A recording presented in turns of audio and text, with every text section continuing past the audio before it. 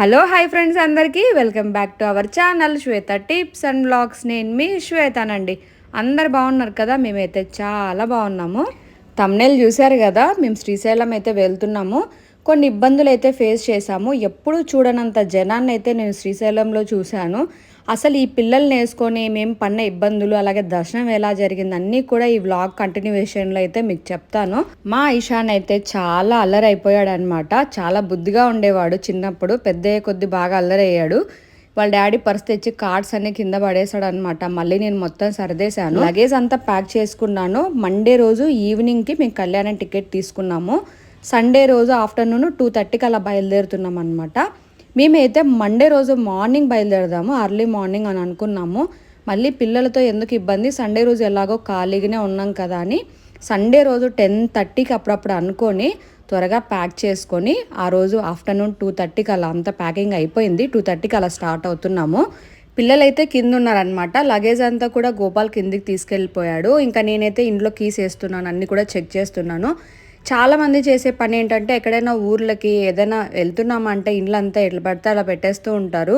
అంటే మనకి టైం ఉండదు కదా, త్వరగా రెడీ అవుతాము, బట్టలు కానివ్వండి, సో ఇవన్నీ అక్కడక్కడే పడిపోయి ఉంటాయి. ఇంకా నాకైతే అస్సలు నచ్చదనమాట అట్లా ఇండ్లు పెట్టేసి వెళ్తే. ఒక 2 రోజులు 3 రోజులు ఎక్కడికైనా వెళ్ళేసి ఇంటికి వస్తాను, ఇల్లు నీట్గా ఉందనుకోండి, మనశ్శాంతిగా ఉంటుంది. ఒక 20 నిమిషాలు లేట్ అయినా పర్లేదు అనేసి మొత్తం సర్దేసుకుంటాను అనమాట. ఎక్కడెక్కడ నీట్గా పెట్టుకుంటాను. ఇంకా అలా బయలుదేరిపోయాము. ఇంకా అప్పుడప్పుడు అనుకున్నాం కాబట్టి గోపాలే కొంచెం కార్ అలా వాష్ చేస్తాడనమాట. కార్ వాష్కి ఇచ్చే టైం కూడా లేదు అప్పుడు. సో ఇంక ఎదిగోండి పిల్లలు ఇలా ఆడుకుంటూ ఉన్నారు. మా ఇషాన్ చూడండి స్పెక్స్ పెట్టుకొని ఎట్లా స్టైల్ కొడుతున్నాడో. మేము బయలుదేరిందే 2 o'clock కాబట్టి ఇంట్లోనే లంచ్ చేసి వచ్చామన్నమాట. సో ఈజీగా అయిపోతుంది కాబట్టి లంచ్కి కూడా నేను లెమన్ రైస్ చేస్తున్నాను. ఇంట్లోనే తినేసి రిమైనింగ్ నేను కొంచెం బాక్స్ పెట్టుకొని వచ్చాను. అలాగే ఇంట్లో ఫ్రూట్స్ ఉంటే వాటర్ మిలాను, కురుకురే ఇవన్నీ కూడా కొంచెం స్నాక్స్ తీసుకొని వచ్చాను అనమాట. మ్యాక్సిమం మేము బయట ఫుడ్ అయితే అవాయిడ్ చేస్తామండి. అసలు ఎక్కడ ఆపము జర్నీస్ అంటే. ఎందుకంటే ముఖ్యంగా గోపాల్ నేను టైం వేస్ట్ అనుకుంటాము బయట ఎక్కడైనా ఆగాలంటే. ఇప్పుడు ఎక్కడైనా 5 hours 6 hours జర్నీ అనుకోండి. సో లంచ్ టైంకి లంచ్ రెడీగా ఉందంటే పిల్లలకి ఆకలి అన్నప్పుడల్లా ఎప్పుడైనా ఫీడ్ చేసేయచ్చు. ఆగి మళ్ళీ ఒక గంట సేపు అదొక టైం వేస్ట్ లాగా ఫీల్ అవుతాం. బ్రేక్ఫాస్ట్ కానీ ఎప్పుడైనా ఆగాలి అంటే. ఇంకెప్పుడన్నా రేర్ కేసెస్లో అలా జరిగితే కూడా బయట ఫుడ్ కంటే కూడా ఫ్రూట్స్, జ్యూసెస్ ఎక్కువ తీసుకుంటాము. మనం ఇంట్లో గంట ముందు లేసి అన్నీ తీసుకొని వెళ్తే పిల్లలకి ఎప్పుడు ఆకలిస్తే అప్పుడు పెట్టచ్చు కదా. సో బయట ఆగడము, సో వాళ్ళు ఏం తింటారో లేదో నాకు బాగా తెలుసు కాబట్టి సో అవన్నీ క్యారీ చేస్తాను. శ్రీశైలం దగ్గరికి వచ్చే ముందు నాకు ఇవేదో చాలా అట్రాక్టివ్గా అనిపించాయి. అందుకే గోపాల్ని కార్ ఆపమన్నాను అనమాట. సో నాకు ఇవి నచ్చాయి కాబట్టి ఒకటైతే తీసుకున్నాను. జస్ట్ 300 రూపీస్ అలా పడింది. బాస్కెట్కి క్లోజ్ కూడా చేసేకి లిడ్ ఇచ్చారనమాట. సో స్నాక్స్ కానీ ఫ్రూట్స్ కానీ పెట్టినప్పుడు ఇషాన్ తీసుకోకుండా నాకు బాగుంటుంది, డైనింగ్ టేబుల్ మీద షోగా కూడా ఉంటుందని చెప్పి తీసుకున్నాను. ఇంకా శ్రీశైలం దగ్గరకు వచ్చేసాము. చాలా మంది కాలినడకనే వెళ్తున్నారు. ఎటు చూసినా కర్ణాటక బండ్లే కనిపిస్తున్నాయి. 16 kilometers మేము 40 minutes వెళ్ళాము. ఎందుకంటే అంత ట్రాఫిక్ ఉందన్నమాట. మాకు అస్సలు అర్థం కాలే. మా డెస్టినేషన్ టైం వచ్చేసి 7:30, కానీ మేము రీచ్ అయింది 8:30కి అనమాట శ్రీశైలంలో. ఫస్ట్ అయితే మాకు షాకింగ్గా అనిపించింది. ఎందుకు ఇంత జనాలు ఉన్నారు, అసలు రూములు దొరుకుతాయా లేదా, మనం ప్లాన్డ్గా కూడా రాలేదు. ఎలాగో ముందు జాగ్రత్తగా కళ్యాణం టికెట్ ఆన్లైన్లో బుక్ చేసుకున్నాం కాబట్టి సరిపోయింది. లేదంటే దర్శనం కూడా చేసుకునే వాళ్ళం కాదేమో, అంత జనాలు ఉన్నారనమాట. ఎవరైనా సరే ఉగాది టైంలో శ్రీశైలానికి వెళ్ళాలనుకుంటే రాకపోవడమే మంచిది. ముఖ్యంగా పిల్లలు ఉంటే అస్సలు రాకండి. ఫ్రీ టైంలో వెళ్ళండి. ఉగాదికి ఒక 20 రోజుల ముందు మాత్రం అస్సలు రాకండి. ఉగాది అయిపోయిన తర్వాత ఒక 1 week తర్వాత కావాలంటే శ్రీశైలంని విజిట్ చేయండి. ఇంకా శ్రీశైలం అయితే వచ్చేసామన్నమాట. సో ఆ జనాల్ని చూడగానే మాకైతే అనిపించింది ఇంకా రూమ్స్ ఎక్కడ దొరకవేమో అని భయపడిపోయాము. సో మేము వెళ్ళడమే వాసవి సత్రానికి వెళ్ళామన్నమాట. సో 6 years బ్యాక్ వచ్చిన్నాం మేము. సో వెళ్ళి కనుక్కున్నాము, రూమ్స్ అయితే ఉన్నాయి. మా అమ్మయ్య ఎటువంటి ఇబ్బంది లేకుండా వెళ్ళగానే రూమ్ దొరికిందని అనిపించింది. హ్యాపీ అనిపించింది నిజంగా. పిల్లల్ని తీసుకొని ఎటువంటి ప్లాన్ లేకుండా వెళ్ళాం కదా, అంత రష్ ఉన్నారనమాట. రూమ్స్ కూడా దొరకవేమో అని ఎంత ఇబ్బంది పడతామో అని అనిపించేసింది. అసలు ఇబ్బంది పడలేదు రూమ్స్ విషయంలో, వెళ్ళగానే దొరికినాయి. శ్రీశైలం వెళ్ళేటప్పుడు కంపల్సరిగా క్యాష్ తీసుకొని వెళ్ళండి. ఫోన్పే ఎక్కడైనా చేయగలుగుతాం కదా అని మాత్రం అనుకోద్దు. అదొకటి మేము ఇబ్బంది పడ్డాము. అది కాకుండా ఆ టైంలో చాలా జనాలు ఎక్కువ అయిపోయి కొద్ది నెట్వర్క్స్ కూడా సరిగ్గా పనిచేయలేదు. సో అదొకటి. ఇంకా సత్రంలోనే ఎలాగో ఫుడ్ అయితే ఉంటుంది, అన్నదానం చేస్తారు కాబట్టి సో వెళ్ళగానే రూమ్ తీసుకున్నాము. వెంటనే ఫుడ్ సెక్షన్కి వెళ్ళాము. ఆల్మోస్ట్ అప్పటికి 9 అయిపోయింది. సో వెళ్ళి ఫస్ట్ తిన్నాం. నైట్ అయితే అక్కడ బ్రేక్ఫాస్ట్ అయితే పెడతారు. సో ఆ రోజు ఉప్మా పెట్టారనమాట, కర్డ్ రైస్ కూడా పెట్టారు. చాలా టేస్టీగా చాలా బాగుందనమాట. ప్రేమగా కూడా వడ్డిస్తారు. తినేసి కాసేపు ఇదిగోండి పిల్లల్ని అలా బయట ఆడిపించుకుంటూ ఉన్నాము.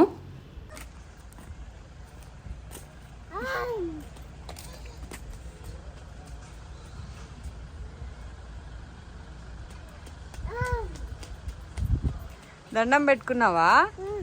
డాడు ఎక్కడ? పిలుచు పిలుచు డాడు.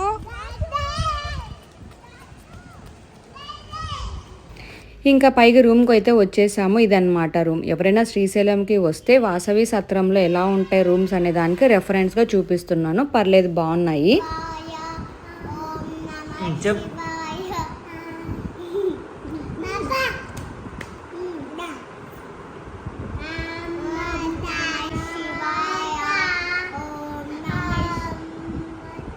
ఇషాన్ మాత్రం చాలా నాటీ ఫెలో అనమాట. చాలా నాటీ థింగ్స్ చేస్తాడు. అండ్ పడుకునే ముందు నాకు మెడిటేషన్ చేసే అలవాటు ఉంది. పిల్లలు కూడా చేస్తారు. శ్రీయాంశి ఓం నమః శివాయ అలా కూడా చెప్తుంది. అది ఇషాన్ కూడా నేర్చుకొని ఇషాన్ కూడా చెప్తూ ఉంటాడు. చాలా ముద్దుగా చెప్తున్నాడు కదా అని వీడియో తీసాను అనమాట. ఇంకా మార్నింగ్ 7కి అలా లేసాం అనమాట. నైట్ బాగా రెస్ట్ తీసుకొని ఇంకా పిల్లలకి బ్రష్ చేసుకొని గోపాలే బయటికి తీసుకొచ్చాడు బ్రేక్ఫాస్ట్ కోసము. వీళ్ళు ఇక్కడే తిన్నారు. ఇంకా నాకు మాత్రం రూమ్కి తీసుకొని వచ్చారనమాట. మా ఇషాన్ అయితే తనే తినాలని చెప్పేసి చాలా మొండి చేశాడంట అక్కడైతే. ఇంకా గోపాల్ సరే తిను అని చెప్పేసి అలా తింటుంటే వీడియో తీశాడు. ఇంకా మేమేం ప్లాన్ అనుకోలే. ఇంకా ఈవినింగ్ ఎలాగో 6కి కదా కళ్యాణం, రెస్ట్ తీసుకొని రూమ్లోనే ఉన్నాము. బయట చాలా ఎండ ఉంది, పైగా జనాలు కూడా ఎక్కువ ఉన్నారు. ఎక్కడికి వెళ్ళలేం కదా అనుకున్నాము. కానీ ఇంకా రూమ్లో ఏం చేస్తాంలే, బయటకల్లా వెళ్దామని గోపాల్ అనేసరికి 11కి అలా మేము రెడీ అయిపోయామన్నమాట. ఎక్కడికి వెళ్తున్నామంటే నది దగ్గరికి వెళ్తున్నాము. చాలామందికి తెలుసు కదా శ్రీశైలంలో నది ఉంటుందని చెప్పేసి. సో డ్యామ్ దగ్గరికి వెళ్తున్నాము. సో అక్కడికి వెళ్ళేసి నది స్నానం కూడా చాలామంది చేస్తుంటారు. మనం జస్ట్ నది దగ్గరికి వెళ్ళేసి విజిట్ చేసుకొని మనము రోప్వేలో వెళ్తామన్నమాట. సో రోప్వే పిల్లలకు ఫస్ట్ ఎక్స్పీరియన్స్ కాబట్టి కొంచెం అది కూడా ఎంజాయ్ చేస్తారు అనుకొని బయలుదేరుతున్నాము. బయట భయంకరమైన ఎండ ఉందన్నమాట. మా గోపాల్ ఆబ్వియస్గా ఎప్పుడు మర్చిపోయినట్టే ఆ రోజు కూడా కిందికి రాగానే కార్కిస్ మర్చిపోయాడు. మళ్ళీ రూమ్లోకి వెళ్ళాడనమాట. తను వచ్చే లోపలే వీళ్ళు ఇదండి ఈ చెట్లకు ముద్దులు పెట్టడం. ఇదిగోండి మా శ్రీయాంశ్ అలా చేస్తూ ఉంటుంది. ఇషాన్ కూడా ఆ రాళ్లతో మట్టితో ఎక్కువ ఆడుకుంటూ ఉంటాడు. ఇంకా నది దగ్గరికి అయితే వచ్చేసాము. కార్ పార్కింగ్ కూడా ప్లేస్ లేదనమాట. అంత జనం ఉన్నారు. 15 మినిట్స్ అలా పట్టింది కార్ పార్కింగ్కి. ఇంకా రోప్వే కోసం వెళ్తే అక్కడ కూడా చాలా జనాలు ఉన్నారు. బెటర్ అక్కడ 20 మినిట్స్లో మా టర్న్ అయితే వచ్చింది ఇంకా రోప్వేలో వెళ్ళడానికి.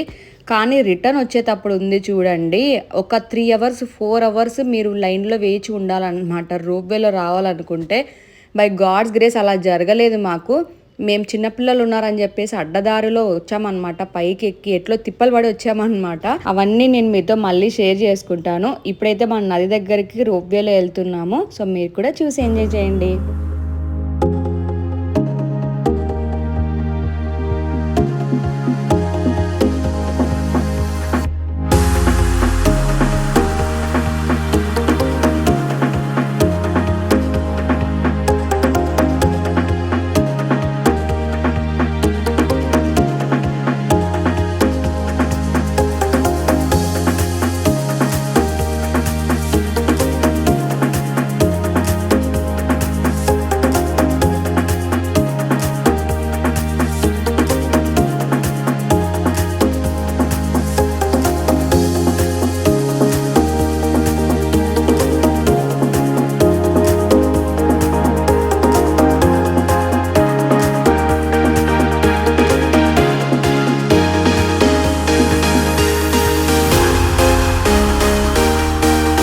నది దగ్గరికి అయితే వచ్చేసామన్నమాట. సో వాటర్ బాగా దప్పికేస్తున్నాయి. సో కొన్ని వాటర్ తీసుకున్నాము, కూల్ డ్రింక్స్ తీసుకున్నాము, స్నాక్స్ తీసుకున్నాము. ఇంకా చూడండి ఇషాన్ అయితే బొరుల్ మిక్చర్ తీసుకుంటే కారం ఉండేటివి ఎక్కువ ప్రిఫర్ చేస్తున్నాడు అనమాట. సో అలా కొంచెం సేపు తిని రిలాక్స్ అయిపోయిన తర్వాత ఇంకా నది దగ్గరికి వెళ్తున్నాము. సో ఇంకా కొబ్బరికాయ, పూలు, దీపం ఇవన్నీ కూడా తీసుకున్నాను. చాలామంది జనం ఉన్నారు అక్కడ కూడా. ఇంకా చుట్టూ ఎంతమంది జనాలు ఉన్నారు, ఇంకా స్నానాలు చేస్తున్నారు కాబట్టి అవంతా కూడా మీకు చూపిలేదు వీడియో అయితే. కానీ చాలామంది జనాలు ఉన్నారు. సో ఇంకా వెళ్ళి ఏదో ఒక సైడ్కి అలా నిలబడుకొని ఇదిగోండి హారతి ఇచ్చేసి గంగమ్మ తల్లికి ఇలా నీళ్ళలో దీపం అయితే వదులుతున్నాను. సో ఇంకా కొబ్బరికాయ కొట్టి పైకి వచ్చేసామన్నమాట. సో ఇప్పుడు మళ్ళీ రోప్వేలో మనం వెళ్ళాలి కార్ దగ్గరికి. నాకు అక్కడికి వెళ్ళినాక మైండ్ బ్లాంక్ అయిపోయింది. ఆ జనాలను చూస్తే మా టర్న్ రావడానికి 3 గంటలు పట్టేలాగా అనిపించింది అనమాట. ఆ జనాల్లో మన వల్ల కాదని చెప్పేసి అంతసేపు పిల్లల్ని పట్టుకొని లంచ్ టైం అవుతుంది, మళ్ళీ సాయంత్రం దర్శనానికి వెళ్ళాలి అని చెప్పేసి గోపాల్ అక్కడ షార్ట్ కట్లో ఒక గేట్ ఉంటే అది ఎక్కేశాడు. కొద్దిసేపు ఆగి నేను ఎక్కేశాను. సో అలా ఒక ½ అన్ అవర్లో మేము రూమ్కి అయితే వచ్చేసాము అనమాట. సో రాగానే ఇంకా కింద అన్నదానం ఉంటుంది కాబట్టి అక్కడ భోజనం చేసుకొని రూమ్కి వచ్చేసాము. ఫుడ్ అయితే చాలా బాగుందన్నమాట. ఇంకా తినేసి పైకి వచ్చి ఒక గంట సేపు రెస్ట్ తీసుకొని మళ్ళీ ఫ్రెష్ అయిపోయాము. 5:30కి అయితే అందరం రెడీ అయిపోయామన్నమాట. సో ఇంకా కొన్ని ఫొటోస్ వీడియోస్ అలా తీసుకుంటూ ఉన్నాము. తీసుకొని ఇంకా కిందికి వచ్చేసి 5:40కి అలా స్టార్ట్ అయిపోయాము. ఇంకా కళ్యాణం దగ్గరికి వెళ్దామని చెప్పేసి. ఇక్కడ ప్రాబ్లం ఏంటంటే డైరెక్ట్గా మనం ఉండే టెంపుల్ దగ్గరికి అయితే కార్ అలో ఉండదు. సో 1 కిలోమీటర్ అలా నడచాల్సి వచ్చింది మాకు. ఎందుకంటే కార్ పార్కింగ్ చేయడానికి అవైలబిలిటీ లేదు అక్కడ. చాలా జనం ఉన్నారు కాబట్టి 1 కిలోమీటర్ ముందే ఆపేస్తున్నారు. సో అక్కడెక్కడో కార్ పెట్టేసి పిల్లలతో 1 కిలోమీటర్ నడిచేసి వెళ్ళి వెళ్ళడం కూడా కళ్యాణం దారిలో వెళ్ళకుండా ఎక్కడికో వెళ్ళిపోయాం మేము. అక్కడ వేరే వాళ్ళని అడిగితే రాంగ్ అడ్రస్ చెప్పారనుకోండి. అంటే మాకు గుర్తునింది కానీ ఒకరికొకరు మేము ఎక్స్ప్రెస్ చేసుకోలే. గోపాల్ మేము ఆ జనంలో ఇక్కడ కాదు కదా అనే డైలమాలోనే ఉన్నాము, కానీ వెళ్ళిపోయాం వేరే దారిలో. సో చెప్తాను మీకు ఏం జరిగిందో. ఫస్ట్ అయితే చూసేయండి.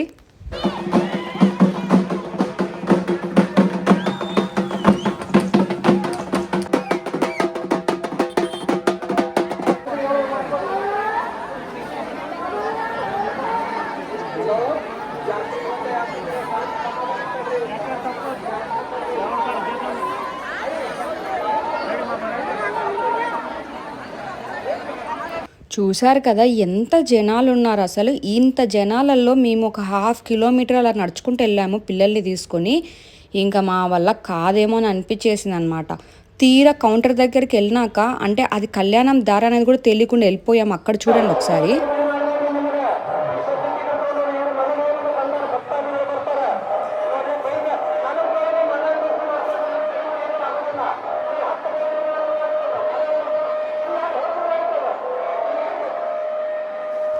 చూశారు కదా ఎంత జనాలు ఉన్నారో.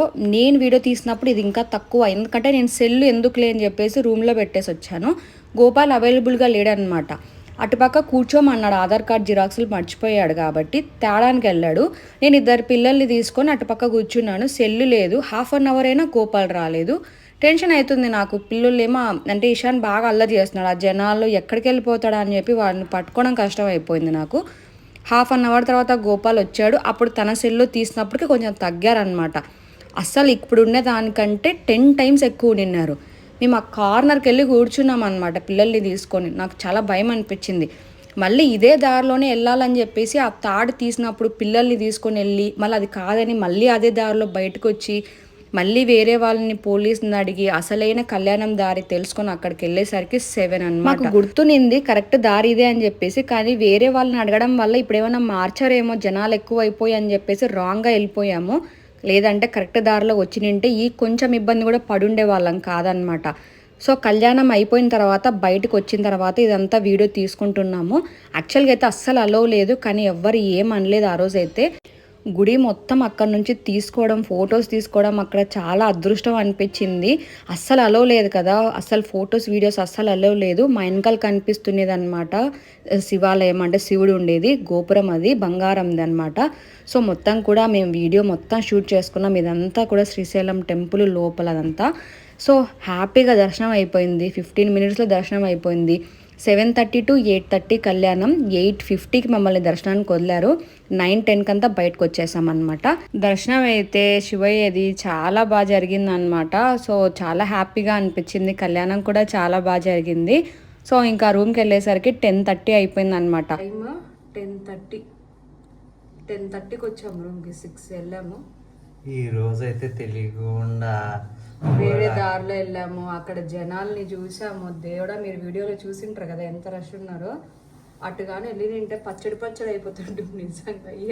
ఏ తెల్లారుజామున బయటకు వచ్చేవాళ్ళము. తిరుపతి లాగా ఉందన్నమాట రష్. శ్రీశైలం వచ్చి వెళ్ళాము అనడానికి సాక్ష్యంగా సాక్షి గణపతి దగ్గర ఖచ్చితంగా దర్శనం చేసుకొని వెళ్ళాలి అంటారు.